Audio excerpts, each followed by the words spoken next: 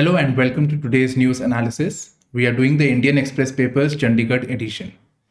Now, as expected, Israel-Palestine issue is there in the news. Today, our focus is going to be on implications for India as to India's foreign policy, etc. Now, when we're talking about Israel-Palestine, there are certain initiatives which concern. So, one is the Abraham Accords, I2U2, and Arab Peace Initiative. So, they are mentioned in the news today. Then, some of the initiatives like I2U2, Abraham Accords, they are actually brokered by the US. So, it is seen as an attempt of normalizing of ties between the Arab bloc, Saudis, and Israel.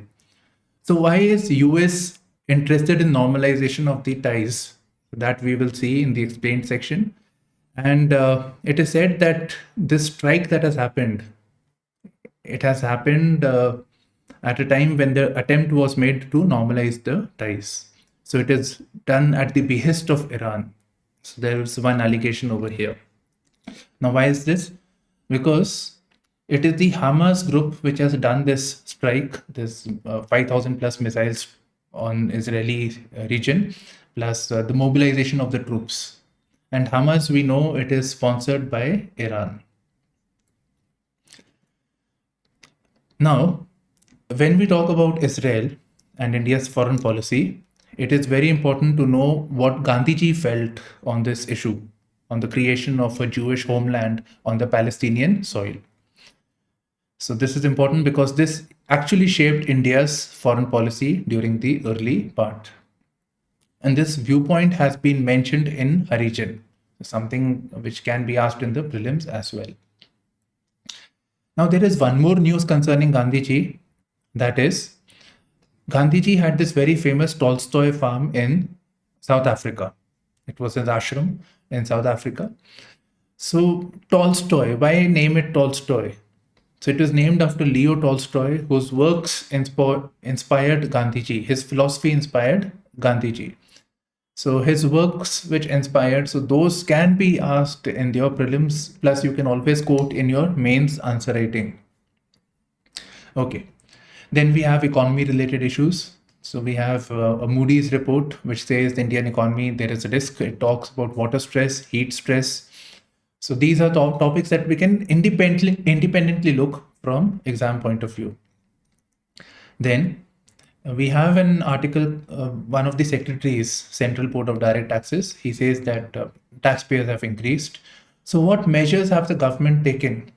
Plus, where does India stand when it comes to tax to GDP ratio? Plus, the concept of tax base and tax buoyancy. So that we will be seeing.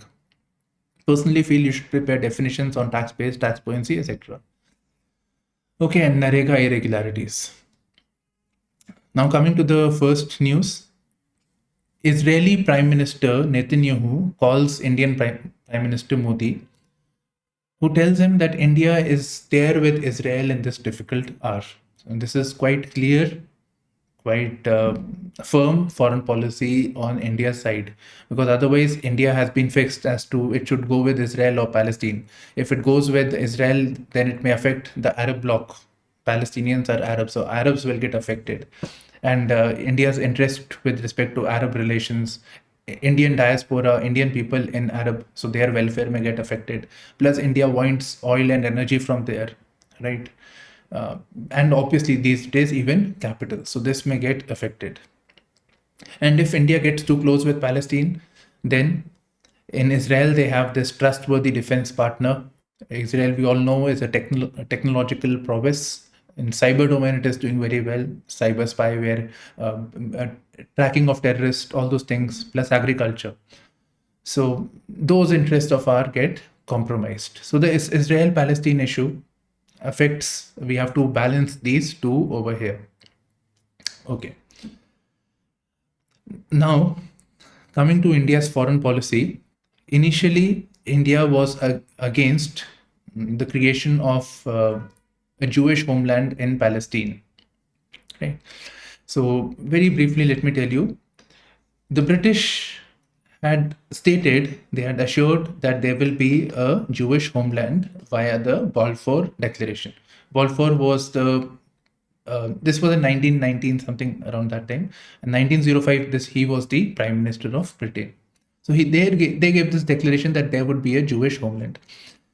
Then the United Nations, through one of its resolutions, said that there will be a two-state theory or two-state principle. That is, on the same land, there would be Arab population, Palestinian population, and Jewish population. So Jewish will migrate and settle over here. So India was opposed to the two-state principle initially because Gandhiji did not like this idea, because he says that it is imposition of the Jews on the Arabs. Yes, he has sympathies for the Jews, that they have been persecuted, but at the same time, he did not like that Arabs are getting affected because of this. So that is one thing. Two-state, India was not in favor, and India was in favor, therefore, in the cause of the Palestinian issue. Later on, India went ahead and they said, okay, fine, we are okay with the two-state principle. So at the moment, India is with the two-state principle. Now, as you would have already heard, that for India, it is always a dilemma if they go with Israel or Palestine. So India has been engaging with Israel, right, simultaneously with Palestine also, but India has not been very vocal about its relationship, not very upfront about its relationship with Israel. But in the recent times, and when recent times I say post Prime Minister Modi, India has been very vocal, very upfront that yes, we have a relationship, we have these interests, we will continue. But at the same time, we are sensitive to the Palestinian cause as well. So there is a de-hyphenation of relations. It means that, or de-linking of relations, it means that we will continue our relations with Israel, but this has no bearing on a stand on the Palestinian issue. So this has been the India's approach. Fine. Now, recent events, I think you already know, from the Gaza Strip, which is controlled by the Hamas group. They did this missile strikes. Now Israelis are firing all guns on Israel, on the Palestinian region. So that has happened. Besides, we have the Oslo Accords. Oslo Accords concerns Israel and Palestine. It basically, this is in 1990s. So Oslo Accord simply says that right of self-determination of the Palestinian population. It provides for how the government, how the elections would take place. So that arrangement was provided. And it said that the Palestinians, election should take place and there would be a Palestinian authority, a Palestinian national authority, which will govern interests of the Palestinians. So that was the Oslo Accords, and Oslo Accords in turn was a result of a prior negotiation, Camp David Accords. Now moving forward, in 2002, the Saudi king proposed the Arab Peace Initiative. In which year? 2002. The Saudi king proposed Arab Peace Initiative. The basic idea was Saudi Arabia tells Israel, we don't recognize you, we don't have good relations. Saudi bloc, combined of Egypt, Jordan, etc., we have had series of wars with you, but we should stop this. We will recognize your country. Saudi Arabia will recognize your country, provided you will return the territories that you have taken from Palestine, especially post the 1967 war. So this 1967 war is famously known as the Six-Day War. And with this war, Israel took a significant amount of Palestinian territory. So you return those territories, you have normal ties with Palestine, we will recognize you as a country. Plus, obviously, it means peace, it means greater cooperation, stability, etc. in the region. So this obviously Israelis have not agreed upon. So Arab Peace Initiative. Now, moving to the next one, I2U2. I2U2 is a result of Abraham Accords. Abraham Accords are mentioned over here. So it says that Israel and UAE, Bahrain, and Morocco.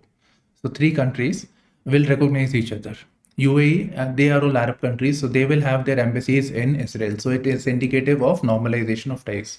Embassies means envoys will be there, talks would be there. So it means normalization of relationship.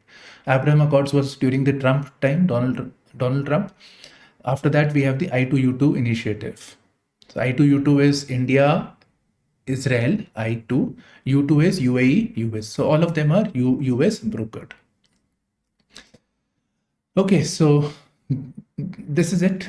This is India's briefly about India's foreign policy. And again, we will discuss in the opinion section. In the opinion section, it basically says that India's foreign policy is a result of India's changes in the geopolitical situation and India's interest-driven diplomacy. So two terms also which can be, looked at in isolation also. Okay, moving forward.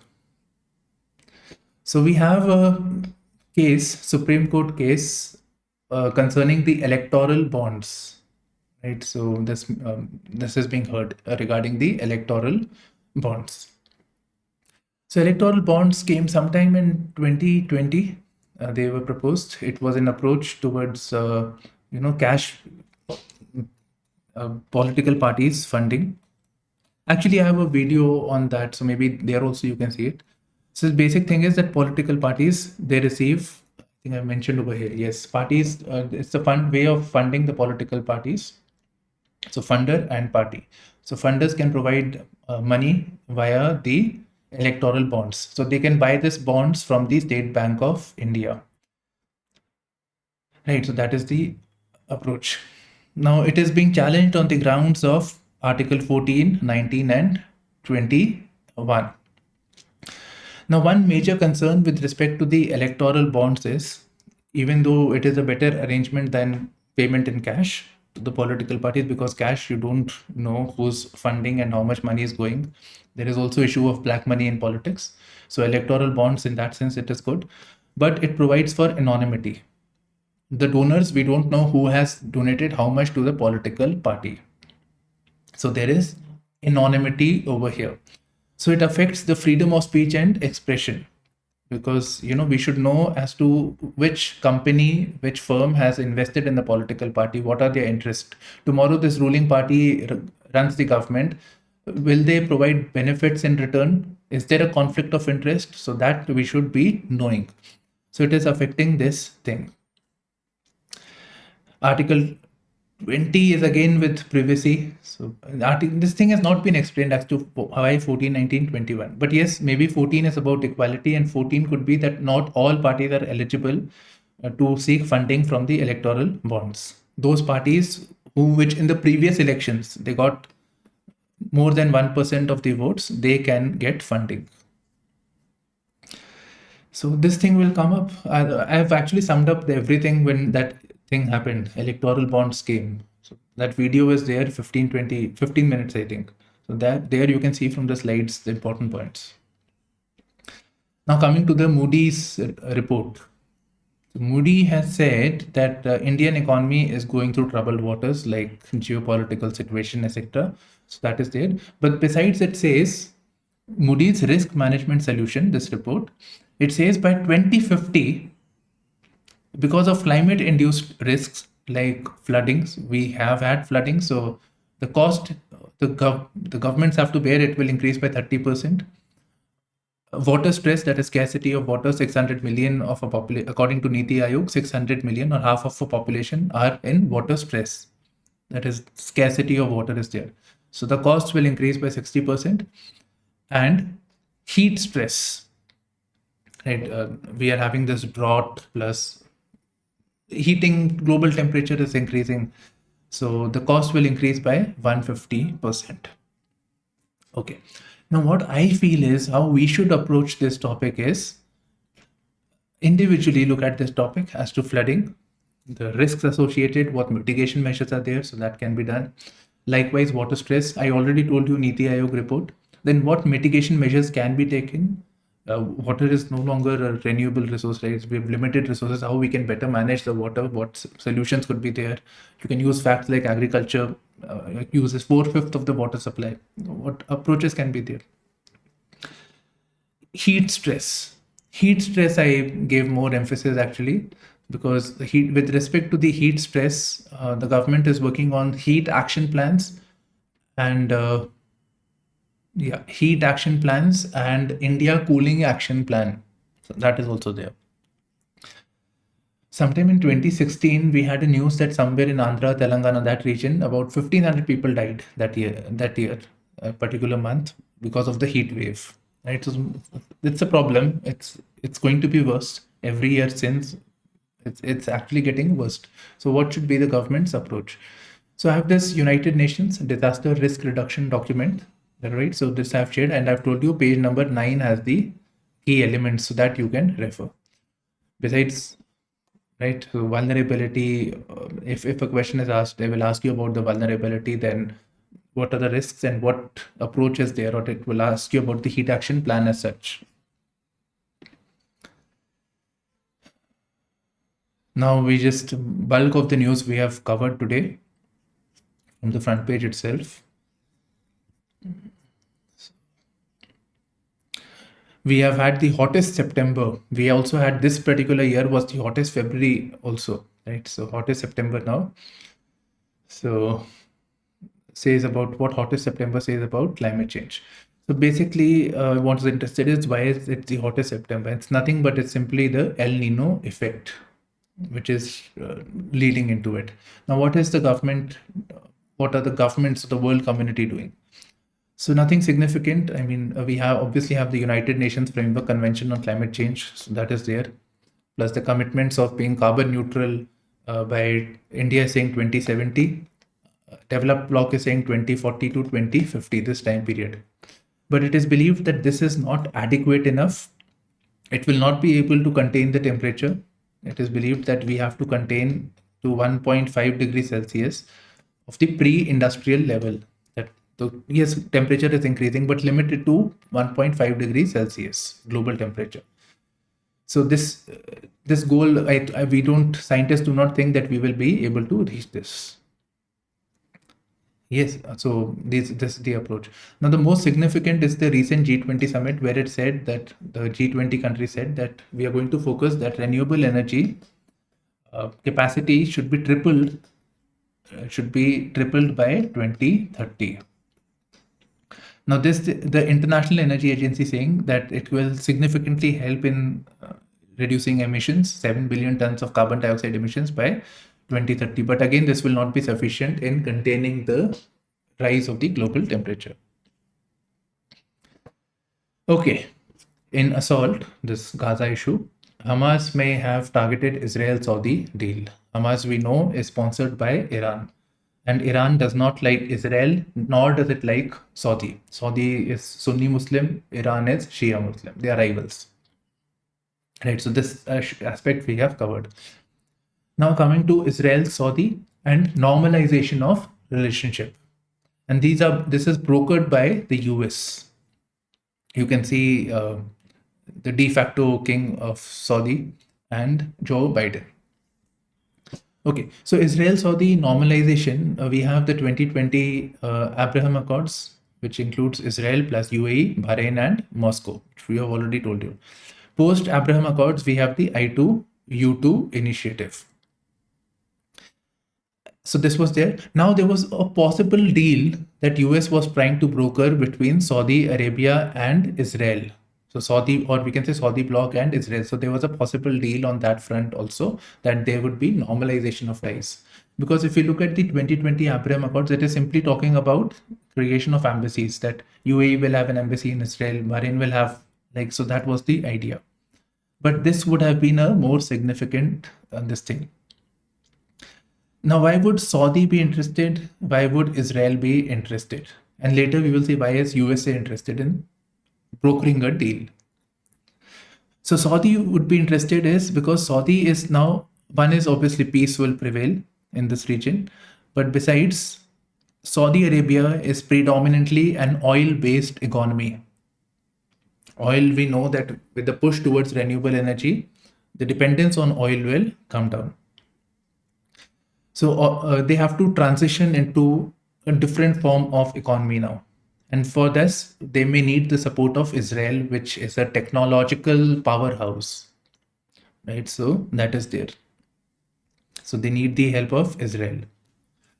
So other thing is that US, it is believed that they have made some sort of a promise that they will help them with their civil nuclear program.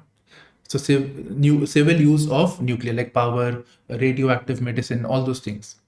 So that comes under civil nuclear program.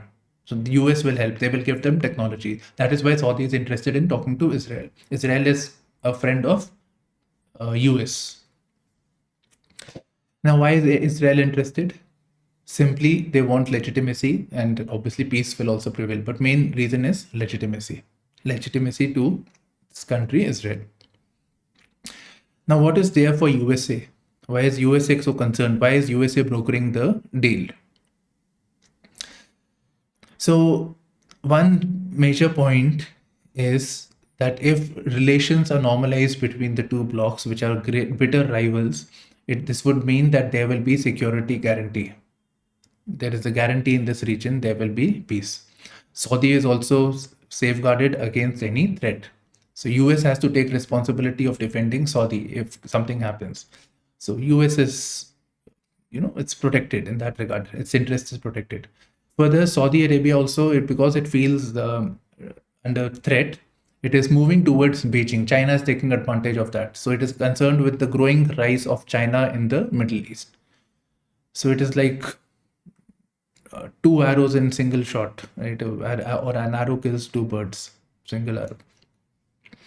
Okay, next. So peace in Middle East. If there is peace in Middle East, that would mean that USA is free and they can invest in other parts of the world. So presently, US feels that we should move away from the West Asia region, and the next geopolitical, the danger zone is a pivot to Asia, China region. So they're moving towards the pivot to Asia policy, that they should have more presence on the Asian side. And therefore, India is being engaged now. So that's another interest. And the third one is normalization of ties between US and Saudi. US and Saudi relations have gone down in the recent times, and especially after during the time of Obama, then Trump, and now Joe Biden. And more so after the killing of the US journalist, I thought Turkish journalist, by Saudi agents, Jamal Khashoggi. So that happened. Now moving to the next one, why Gandhiji was against Jewish state in Palestine. So he writes in Harijan, his weekly news, he says that he is sympathetic to the Jews, that Jews have been persecuted. He also considers the persecution of Jews with the untouchables, that they were sanctioned by the religion itself.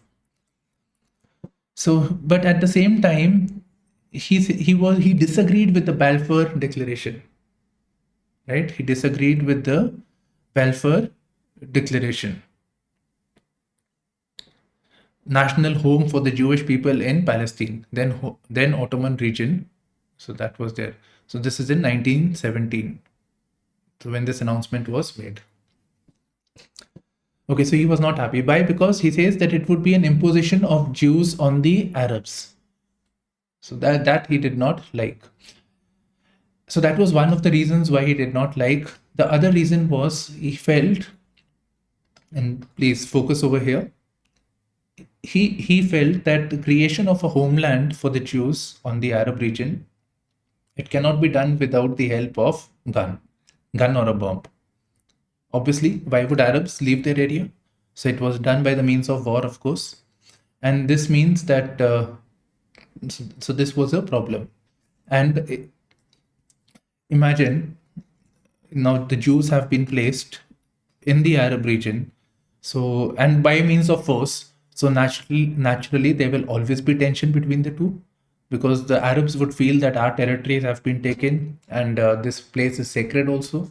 So there is always going to be tension. So he said that if this is to be happen, this should be done with the goodwill of Arabs, with consensus of the Arabs. Take them into confidence, then do it.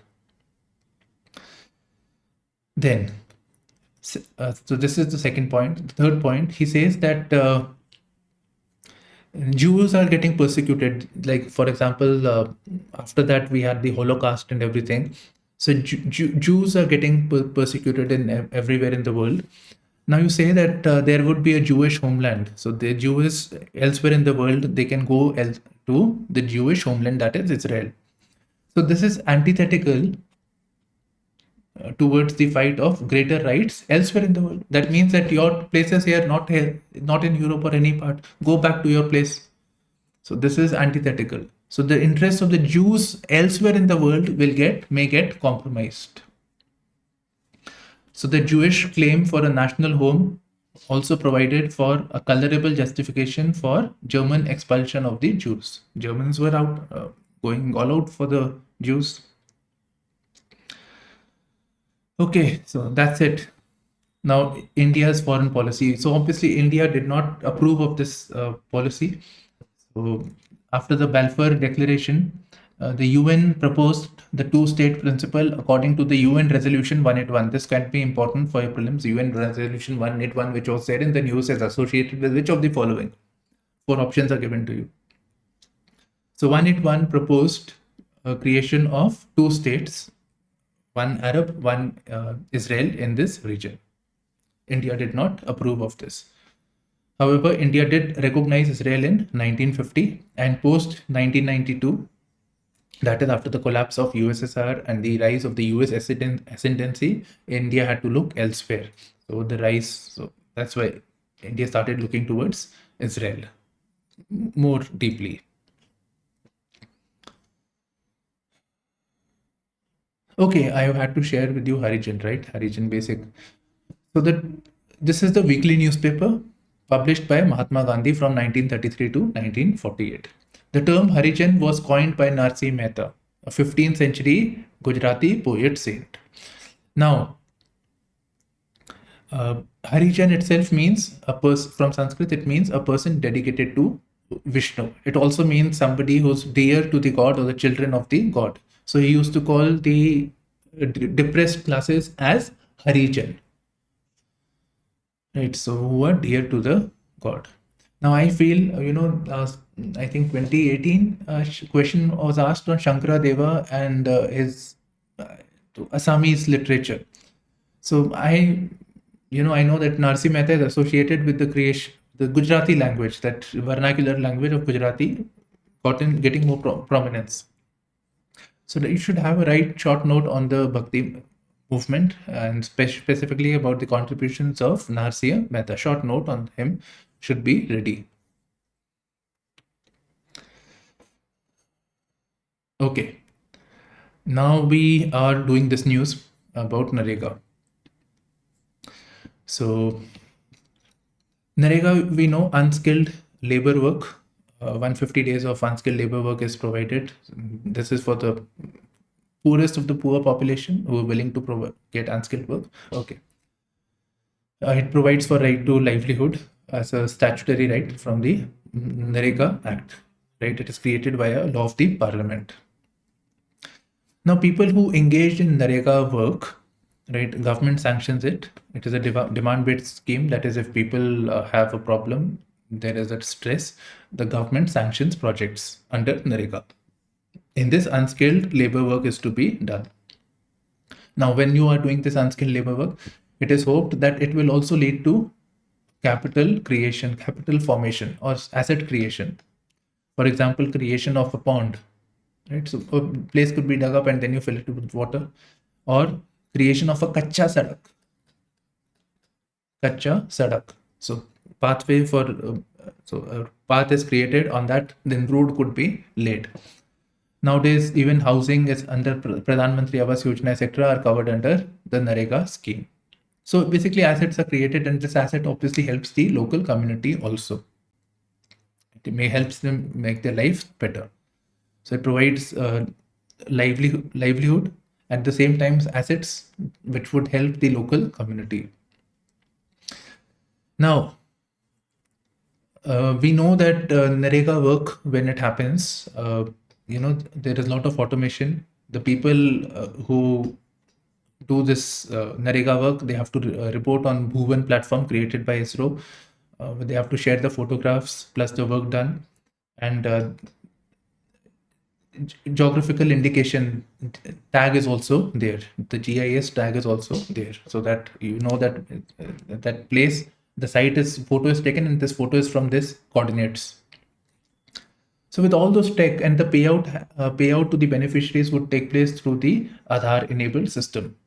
With all this tech available, yet we find irregularities. So one is this NLM. So there is this national level monitoring report, and there is this Delhi-based organization CMI which conducted audits on the Narega work. Randomly, some places were taken, and it was found that funds have been given, the funds used, etc. But actually, and the work has been mentioned on the MIS also, this management information system on the technology.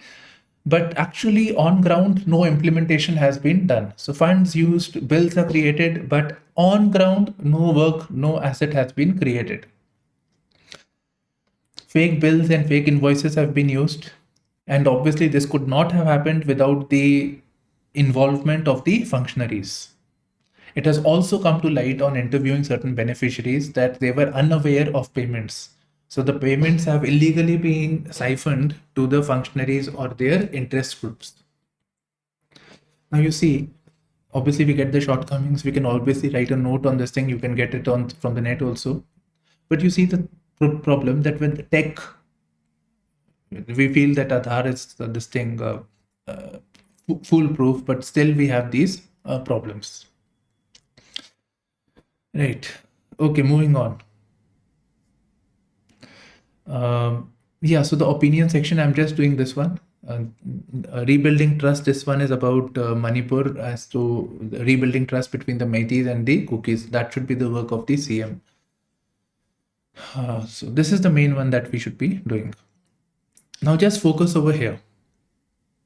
Prime Minister, this is about obviously Delhi and Tel Aviv. Tel Aviv is the capital of Israel.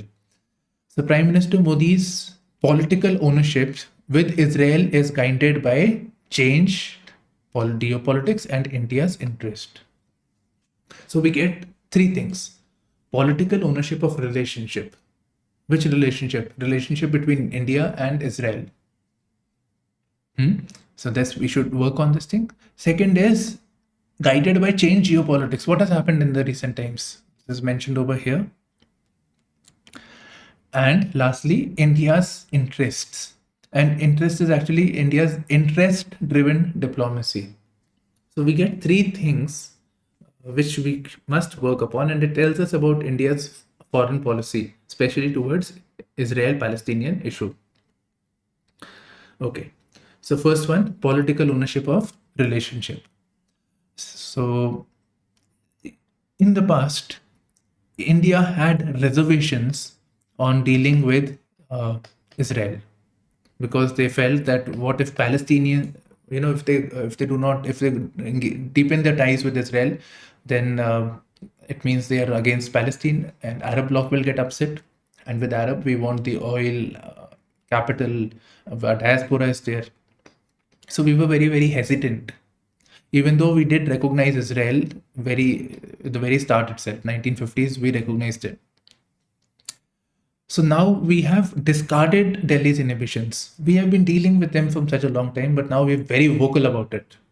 Netanyahu coming to India, and then 25 years of India-Israel relationship, all those things that happened. That was in 2016. Right. So that inhibitions have been set aside. Then India is vocal and upfront about Israel-India ties. In fact, this time India has very clearly said that we are on your side. And lastly, we have de-linked or de-hyphened Israel-Palestinian issue. We have been able to do this. That is, India has interest with Israel, India has interest with Palestine. If India engages with Israel, that does not mean that India doesn't stand with the two-state theory, two-state principle. India is concerned with the well-being of the Palestinians also. In fact, when India's relationship has been intensifying, Prime Minister did visit Palestine also, Ramallah, which is said to be the de facto capital of Palestine. Right. So these are the political ownership. So that we can see. Next is changed geopolitics. What has driven this? What has driven this change? Political ownership. So some I have added myself. So one is the post 1991, India-Israel ties have increased, improved. We have intensified our ties. That is a better term. Okay. Why? So one reason is 1991, the USSR collapses. We see the rise of the US ascendancy.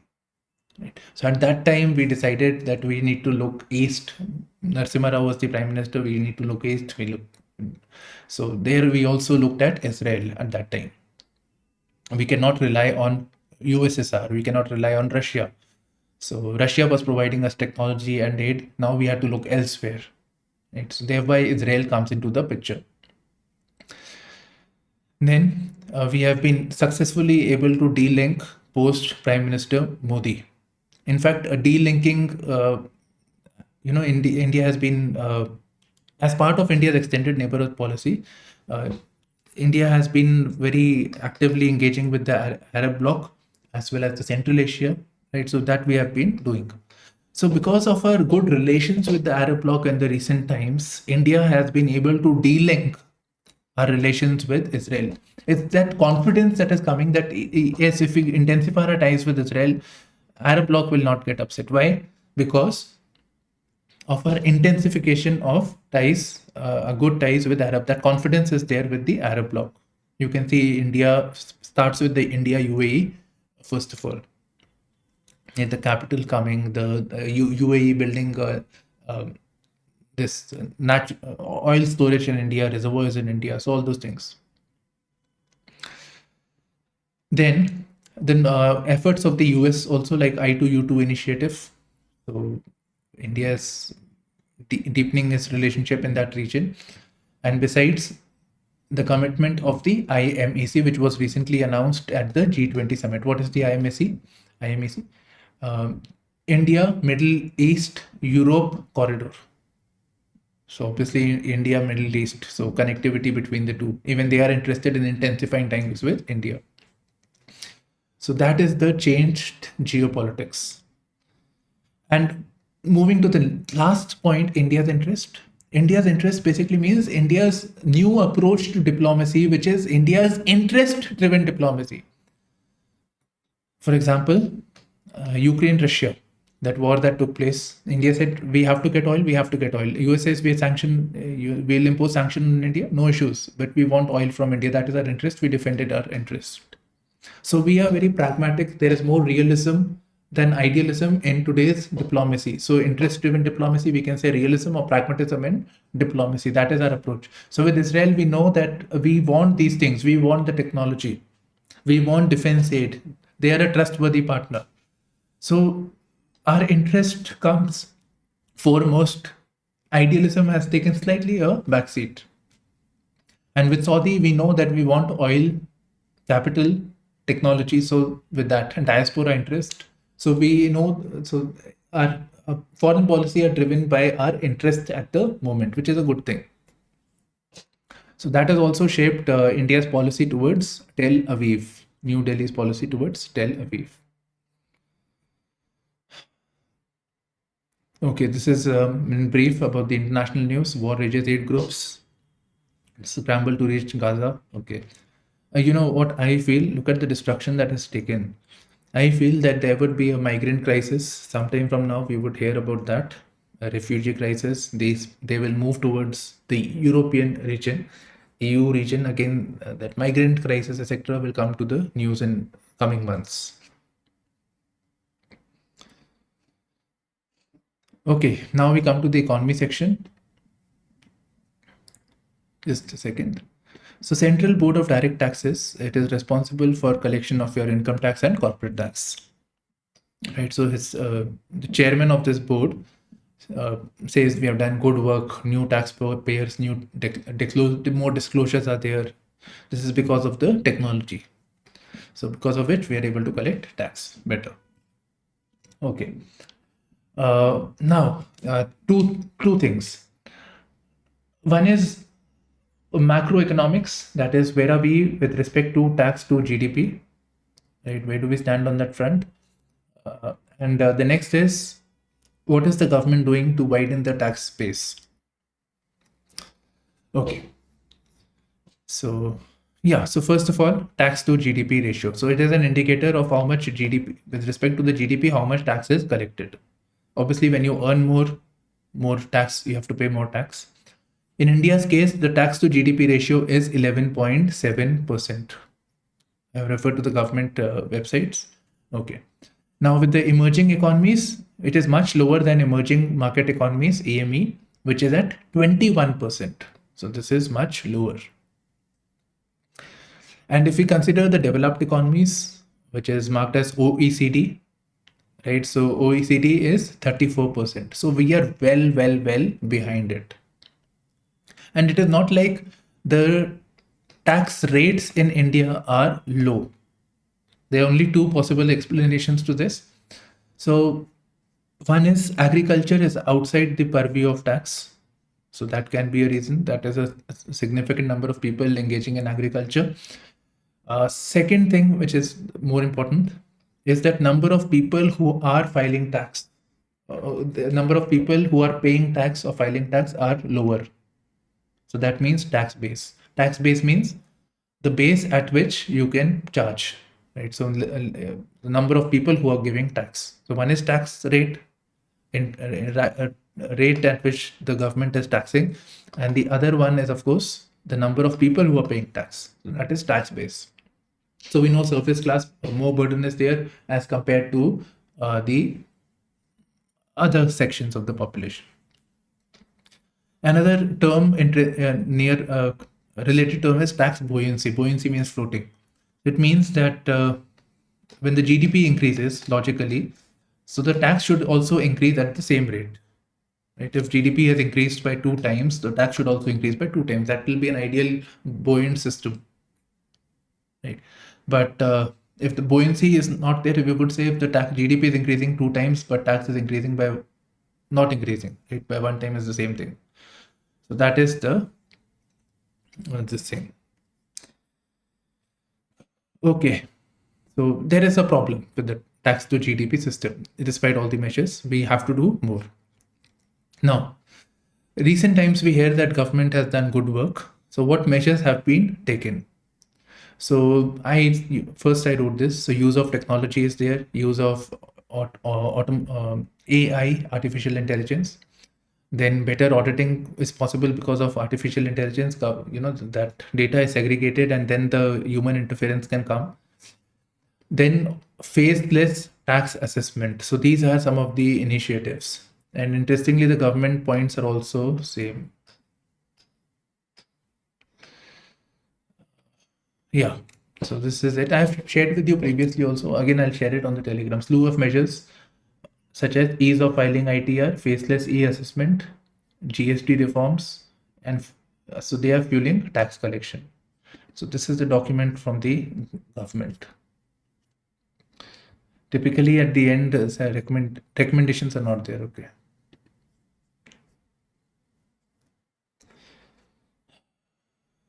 Yeah, IMF raises 60.3%. It's fine. Inflation might increase. Now for the global economy, it is saying that global GDP will be at 3%. Inflation, projected inflation should go down. So presently the world economy is having inflation of 8.7%. They believe it should come down to 6.9%. This is very antithetical type of news. Oil supply, they fear that oil supply will get affected because of the war. Although Israel does not produce oil, that region, but oil may get affected supply. So the prices should go up, right? If less supplies, this price should grow, but oil has slipped. on the fear that supply will get affected. I don't know. What does it mean? Okay, so this concludes our news analysis. Thank you for streaming into our channel.